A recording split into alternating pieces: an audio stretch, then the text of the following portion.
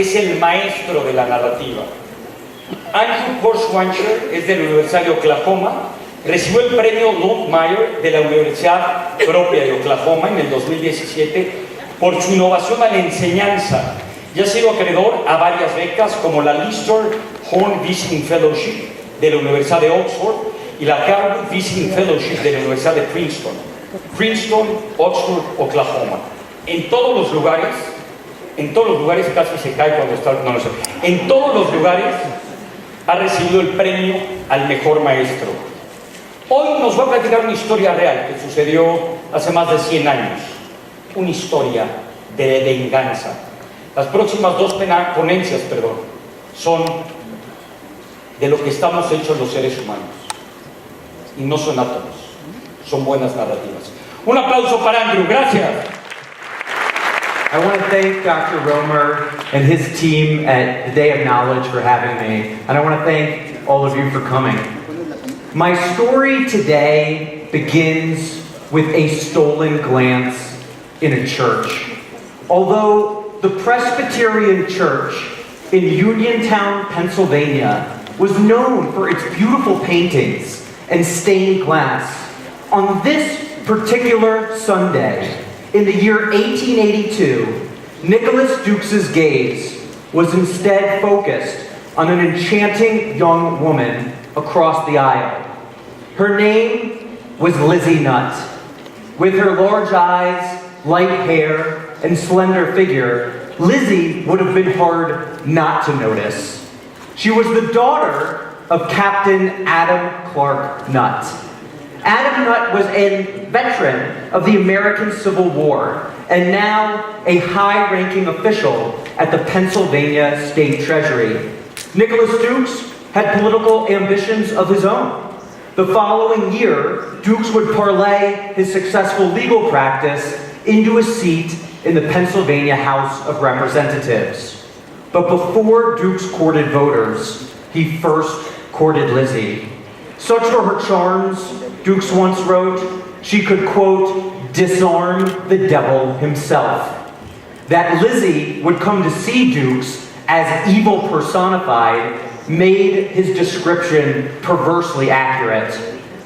When Dukes proposed marriage, Lizzie eagerly accepted with hopes for a lifetime of marital bliss. But whatever happiness they enjoyed did not last long. While they were still engaged, on December 4th, 1882, Nicholas Dukes penned a scandalous letter to Captain Nutt that would forever sever his ties to Lizzie and the Nutt family. In this letter, Dukes accused Lizzie of premarital romantic indiscretions with himself. According to the letter, and we don't know if it's true, Dukes claimed that he had heard rumors that Lizzie was promiscuous. And so he decided, allegedly, to subject her to a test to see if she were a pure woman. In Dukes' letter, he says that on a visit to the palatial Nutt estate, he had been visiting with Lizzie, and in Dukes' words, quote, she came up and placed herself on my lap, as usual, and after fondling her for some time, I made a solicitation. To my infinite astonishment and grief, she melted down like wax. Oh, how I pitied her weakness. But where is there a man that can resist the temptation of such beauty and loveliness? You would have done as I did. But what was my horror and heartsickness when I found the signs of her virginity wanting. This was hardly the worst of Dukes' letter. He goes on to suggest that Lizzie has had some kind of premarital physical relationship with 6 other men, and suggests that she is pregnant by one of them, and advises Captain Nutt to arrange for his daughter to see an abortionist. In the context of 19th century social propriety, these allegations were astounding. Now, 20 years earlier, Captain Nutt had risked his life to defend the cause of the American Union in the Civil War. His daughter's honor now demanded nothing less. An enraged Captain Nutt fired back in a letter to Nicholas Dukes, quote, "You mistake the temper of the man with whom you must deal. You write to me as if you consider me a shameless coward. I shall convince you that I have the physical courage to espouse my daughter's cause and defend the honor of myself and family. I have always held that when a man invades the sanctity of a home, he takes his life in his hands. And under this code, I shall act. This Commonwealth is not big enough for both of us." With Nicholas Dukes' life, and more importantly, his honor now at stake, Dukes issued a prompt reply to Captain Nutt. In this second letter from Dukes, he writes, quote, "You appoint yourself a murderer and assassin with all the deliberation of a savage or a thug. Your letter would clear me if I should take your life upon sight. You want her reputation veneered at my sole expense. You want to blight my life forever for a cheap little cloak. No, sir, my honor is as dear to me as yours is to you, and I would prefer to die than to live a life of such shame." Shortly after mailing Captain Nutt this letter, Nicholas Dukes bought a gun. Adam Nutt had no need for such a purchase. He always carried a pistol on him. At the time that these letters were exchanged, Adam Nutt was away from Uniontown in the state capital of Harrisburg on official business at the Treasury. Now, Captain Nutt prepared for his journey home to confront Dukes, unsure if this journey would be his last. On Christmas Eve, 1882, Uniontown was awash in sunlight as Sunday morning bells beckoned the townspeople to church. But Adam Nutt had no plans for worship on this particular Sunday. Instead, he went with his nephew in tow to Nicholas Dukes' hotel room, where Dukes had lived for the past 8 years in central Uniontown. When they arrived at Dukes' door, Captain Nutt left his nephew in the hallway and stormed in. And I'll mention a couple images before I get to the action. This is an image, a cartoon that appeared in a local newspaper of Dukes allegedly peering into the Nutt mansion and seeing Lizzie allegedly involved with another man. Now, with the nephew in the hall, Nutt slammed the door shut behind him, and in Dukes' room, the captain began to beat Nicholas Dukes with a heavy cane. Two other men and the nephew, hearing the scuffle, burst into Dukes' room and frantically tried to intervene. But Nicholas Dukes managed to steady his revolver and blasted the captain square in the face. Captain Nutt, falling to the ground, reached into his overcoat in an attempt to pull out his pistol, but he lacked the strength to draw it. His nephew held him in his arms and he said, "Are you okay? Are you hurt badly?" The captain turned his face, but was unable to speak. The bullet had entered just below the left eye, dislodged the eyeball from its socket, and penetrated the brain. The local doctor was sent for, and when he arrived, he found Captain Nutt spread out on Nicholas Dukes' bed, gasping for air.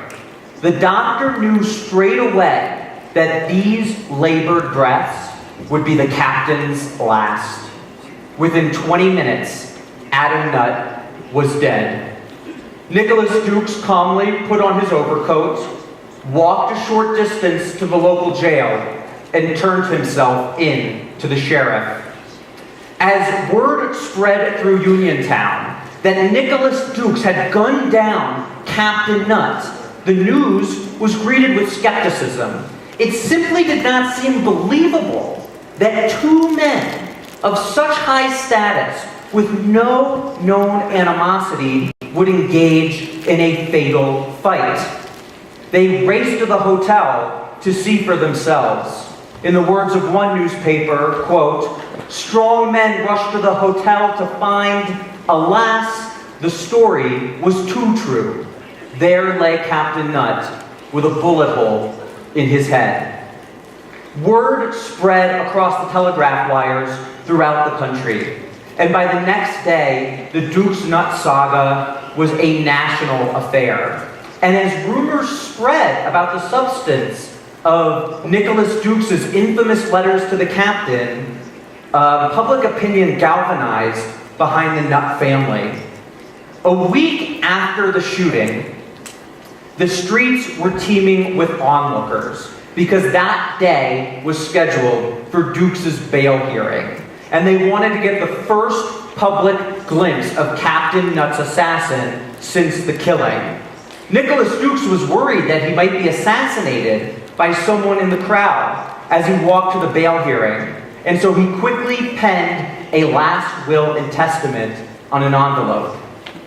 But for now, the crowd would be content to let the legal system run its course. After all, Pennsylvania law mandated the death penalty for anyone found guilty of murder in the first degree. Dukes walked to the bail hearing with the sheriff at his side.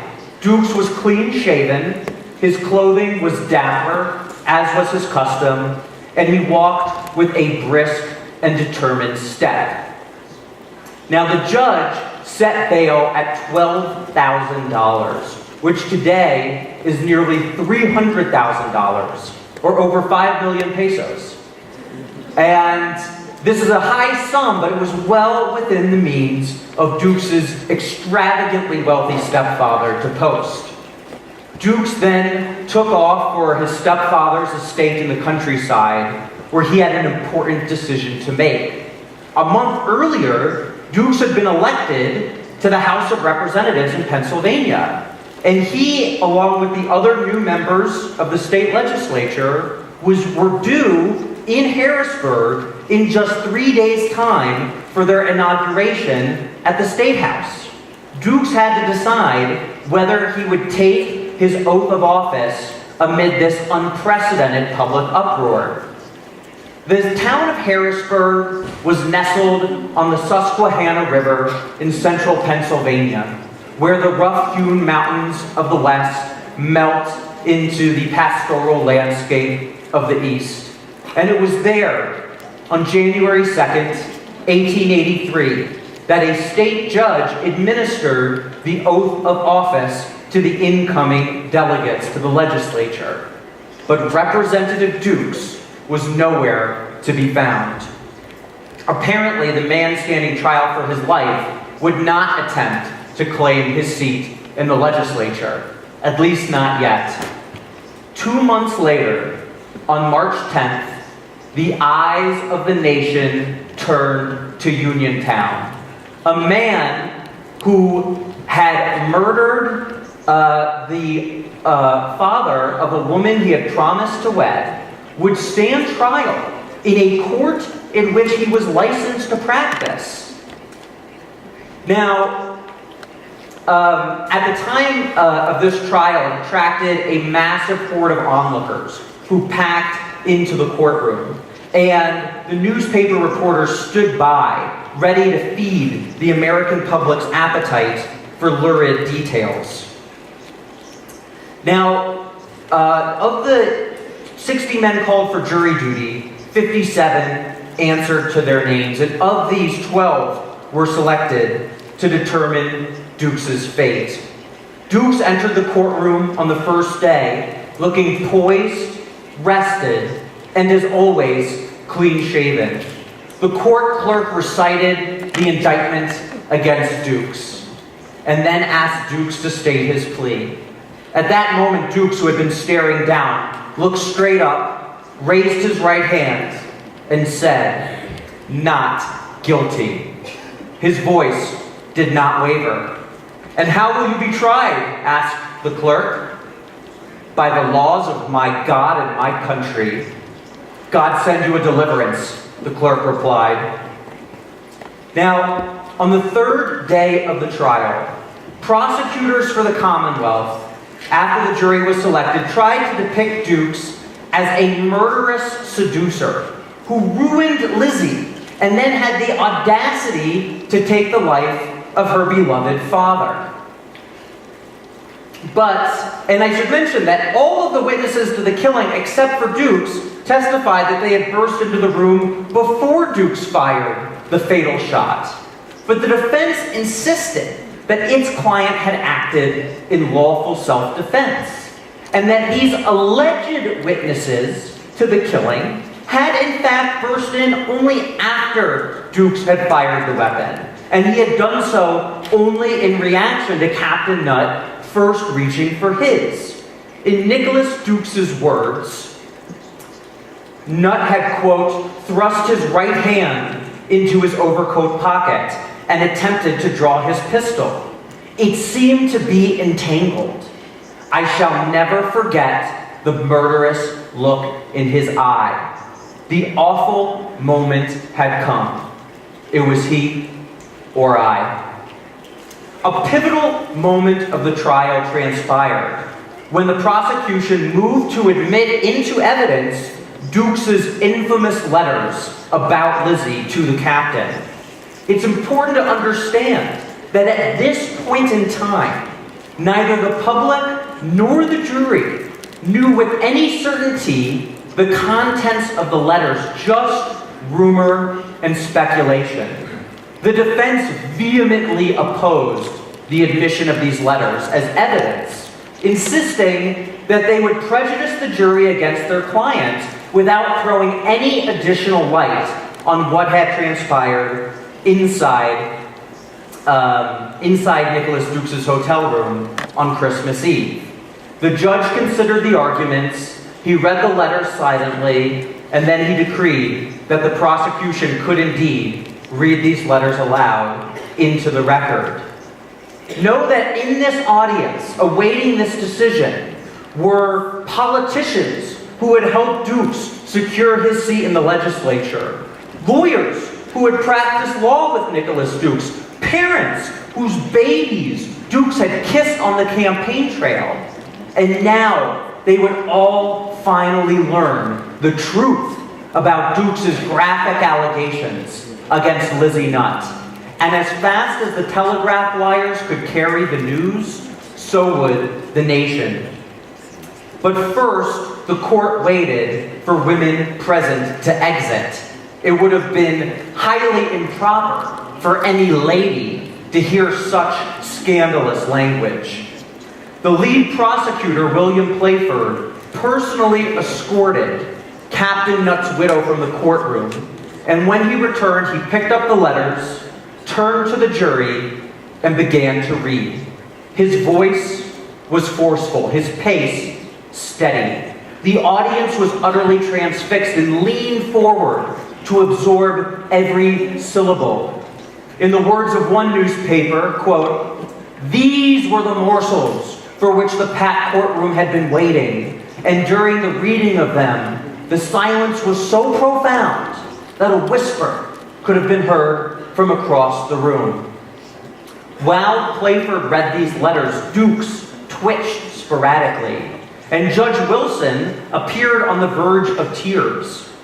Dukes' lead lawyer, a local congressman named Charles Boyle, would later sneer that the letters were, quote, "read as if they were charged with nitroglycerin and liable to explode upon touching them." When William Playford finished, he took his seat, and spectators exchanged hushed reactions and glared at the defendant in disgust. On the fourth and final day of the trial, the crowd was packed so tightly together that one could not breathe without exhaling on those around them. Many who were unable to stand because they could not find seats simply knelt on their knee, ready to hold that position for hours on end. Amid the mass of bodies crammed together, the elderly could scarcely touch their canes to the floor. A Harrisburg newspaper reported, quote, "It was the spectacle of a lifetime for these people to see a member of their legislature tried by a jury of blacksmiths, miners, and farmers for the murder of another officer of the state. From on high, a grim-faced Judge Wilson surveyed the crush of curiosity seekers below him.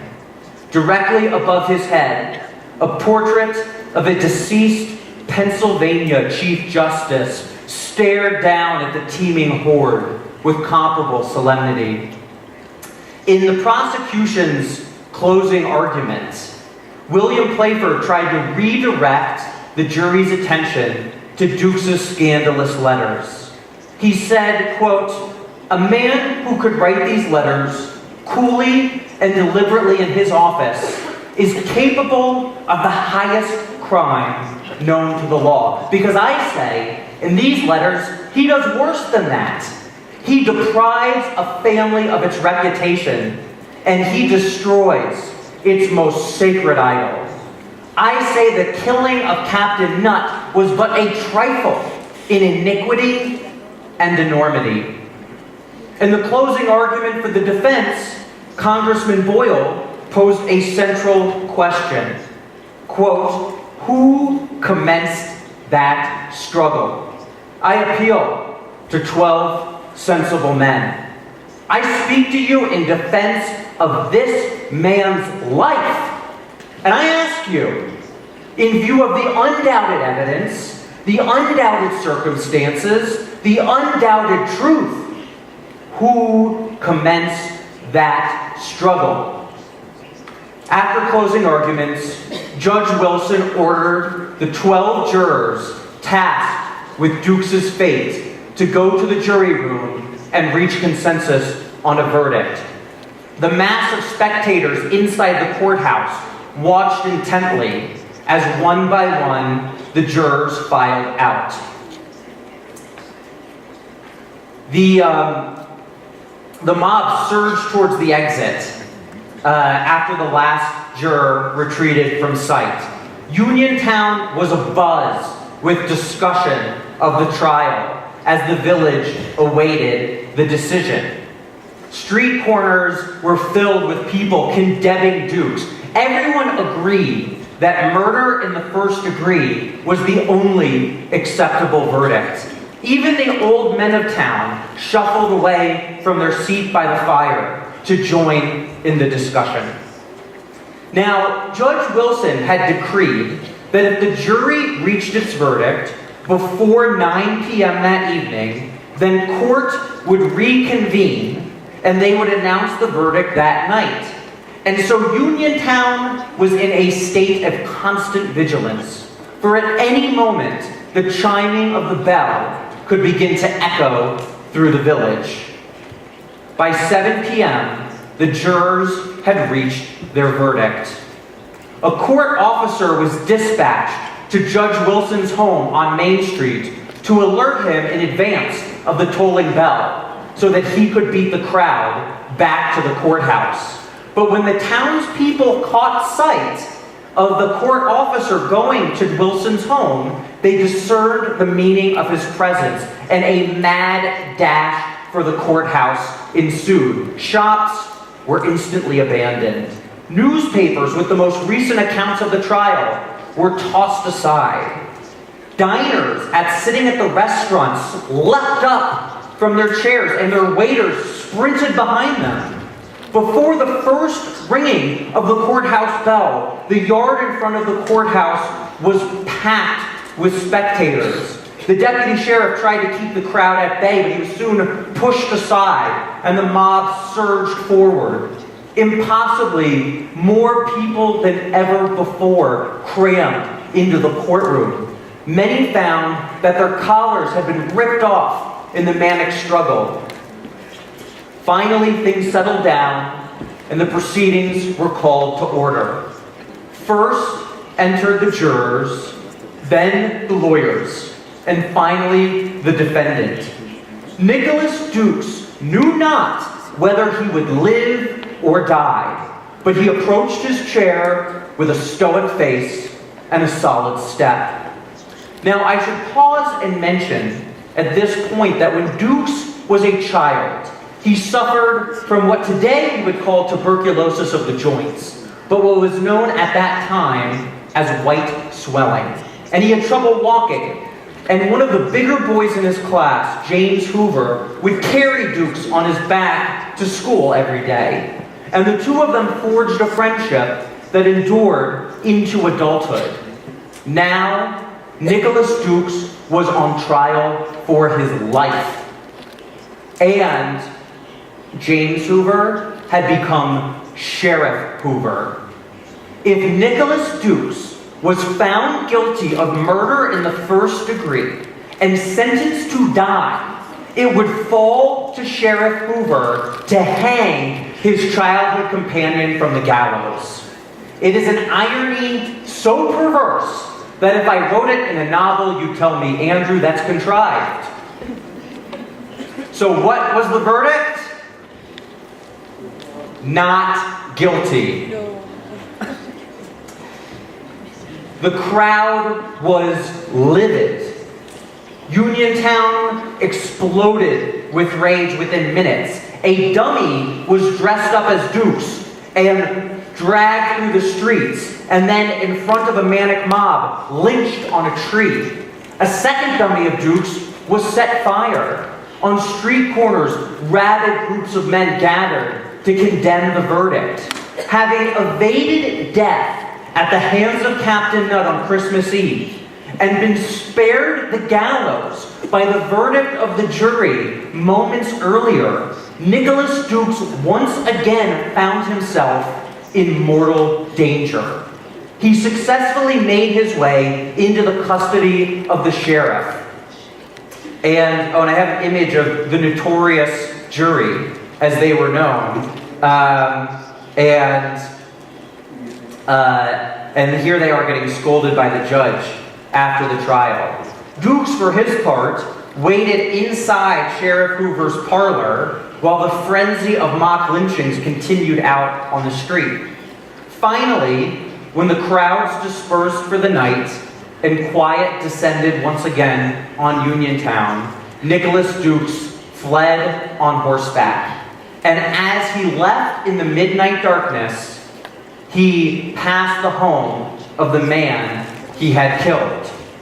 Despite a snowstorm the following evening, the people of Uniontown gathered at a so-called indignation meeting to condemn the verdict. And the leading citizens of Uniontown, merchants, professors, newspaper editors, lawyers, came together to sign a declaration which read, "We demand exemption from the efforts of public officers," meaning the jurors, "to tamper with the behests of justice and offer as the only alternative the bloody arena at the shrine of Judge Lynch." Now, Judge Lynch was something of a term of art in the 19th century in America that referred to vigilante justice. But Dukes had already left and was at his stepfather's estate in the countryside, where he had an important decision to make. Dukes resolved to go to Harrisburg to claim his seat in the state legislature. When the Pennsylvania House of Representatives got word that Dukes was en route to the state capitol, it faced a difficult question. Should it allow him to take his oath amid this public fury? Some of the representatives suggested that they had every right to bar Dukes from their chambers, but others suggested that it would set a dangerous precedent susceptible to future abuse if they refused to admit to the legislature someone who had been duly elected and convicted of no crime. One of the most respected members of the House warned, quote, "Revolution may hang upon the precedents we now establish. We sit here as the supreme power of the state. In proportion to the dignity and greatness of this House, so should our action be careful. And if this man comes here with an even blacker character than that which he has, and I admit, it is difficult to imagine one blacker, we cannot, under the Constitution, expel him. Has he been guilty of writing immoral letters, of seduction, of the prostitution of every noble instinct of humanity? He has. But what weight should that have with us in comparison to the Constitution? But before the House could make this vital decision, the Speaker of the House read aloud a startling telegram. Nicholas Dukes would willingly vacate his seat. Although Dukes gave up his political aspirations, threats to leave Uniontown, these are the jurors fleeing from the train station, and this is Harrisburg, the state capital. So Dukes had given up his political ambitions, but he would no longer abide threats to leave Uniontown. He returned after several weeks and took up residence in his old room where he had killed Captain Nutt. And he began his law practice. Now Dukes' friends advised him to leave for fear of his safety. But Dukes remained adamant, insisting, quote, "I will live here or in the cemetery," end quote. And so Nicholas Dukes carried on, unsure how many days he would have above ground before an eternity below it. As the New York Times wrote at that time, quote, "He suffered the tortures of a living death." On June 13th, 1883, the day began as inauspiciously as any other. Nicholas Dukes, per usual, left his hotel at 7 p.m. and began to walk east on Main Street toward the post office to collect his evening mail. But on this particular night, waiting in the shadows of an abandoned storefront, was Captain Nutt's son and Lizzie's eldest brother, 20-year-old James Nutt. Now recall that on the previous Christmas Eve, the final conscious act of Adam Nutt's life had been to reach into his overcoat and draw his pistol, but with a bullet in his brain, he was unable to exact this final measure of revenge against Nicholas Dukes.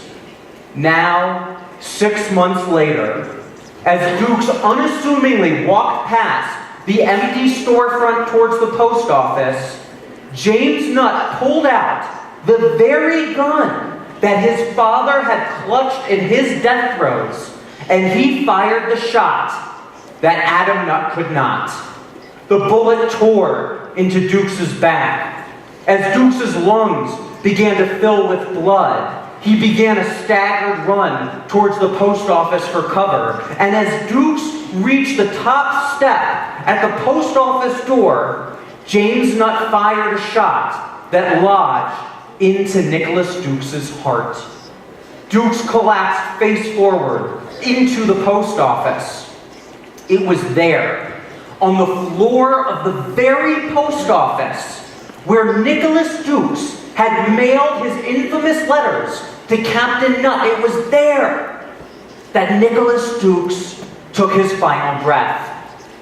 When the local physician, Dr. Sturgeon, was summoned, he found on Dukes' body the very gun that Dukes had trained on Captain Nutt the previous Christmas Eve. And I'll mention, as an aside, about Dr. Sturgeon, which is a great name for a doctor, because it rhymes with surgeon. This happened in 1883. He was only 27 years old at the time. That doctor lived to be 105. He lived into the 1950s. There are people still today who live in Uniontown who knew him. It gives you some sense of just how recently this was, more recent than perhaps we realize. Now, Nicholas Dukes' arms were folded across his chest, a blanket covered his body, and he was taken to his room at his hotel, where his corpse lay on the very bed where Adam Nutt's corpse had lay just 6 months earlier. James Nutt, the son, who fired the fatal shot, he became a national hero overnight, a symbol of justice that the law had failed to provide. And the defendant in his own pending murder trial. And I have a few more images here. All of these images are from newspapers at the time. Now, Nicholas Dukes was a Democrat. The jury were 12 Democrats. Adam Nutt was a Republican. So although there's no actual evidence of partisan tampering with the jury, Republican newspapers had a field day. And here they show the Democratic donkey kicking over the scales of justice after he assassinates a high-ranking Republican. We have here the depiction in the local press of James Nutt's attack on Dukes and a portrait of 20-year-old James.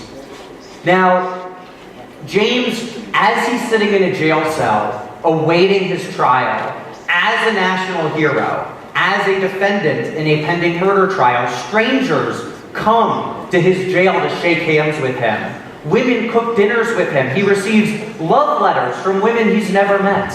A local opera company even offers to give him a private performance in jail. He would soon get something better than a warm meal or a free concert. The legendary Senator Daniel Voorhees from Indiana agreed to be his legal counsel. Senator Voorhees had made a secondary career, when the Senate was not in session, of traveling around the country defending people who had killed in defense of honor. Now, the trial was relocated from Uniontown to Pittsburgh, some 60 miles away, because the prosecution felt that it could not get a fair trial in James Nutt's hometown. Now, Pittsburgh of the 1880s was a gritty portrait of industrialization. The mills, foundries, and factories that line the city's 3 rivers produced an insufferable cloud of pollution smoke that enveloped the city's 160,000 residents. The smog was so thick that it completely blocked out the noonday sun, and the city had to leave on its street lamps 24 hours a day. The Atlantic Monthly, writing about Pittsburgh at this time, in an article said that Pittsburgh was, quote, hell with the lid taken off.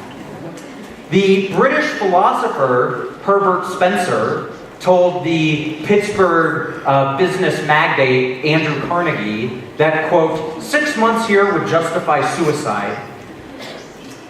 Now, finally, on January 15th, 1884, the trial of James Nutt commenced.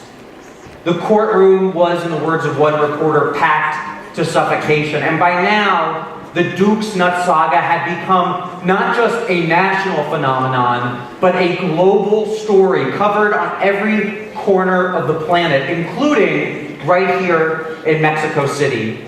And I want to read to you the excerpt from a Mexico City newspaper, El Siglo XIX. Y estudié español durante 8 años en la escuela, pero mi español es bastante mal y mi acento es más mal, entonces lo siento. El vengador, su familia. Ha comenzado en Uniontown, Pennsylvania, la causa que se sigue el joven James Nutt, acusado de haber dado muerte a Nicholas Dukes, que había difamado a su hermana y asesinado a su padre. Dux, miembro de la legislatura del Estado, era odiado del pueblo tanto como es querido el joven Nutt, que cuenta con la simpatía general. Now, interestingly, James Nutt's legal counsel in this trial depicted him as both a defender of honor and as a victim of temporary insanity. It may seem odd to describe his vengeance against Nicholas Dux as both an honor-bound duty and the product of a diseased mind, but this allowed James's lawyers to play to the jury's emotions while still maintaining some pretense to legality. In a hopeful sign for James, the newspapers reported during the trial that a man in Ohio, whom the papers described as a, quote, champion dreamer, had envisioned during a recent slumber an acquittal for James Nutt.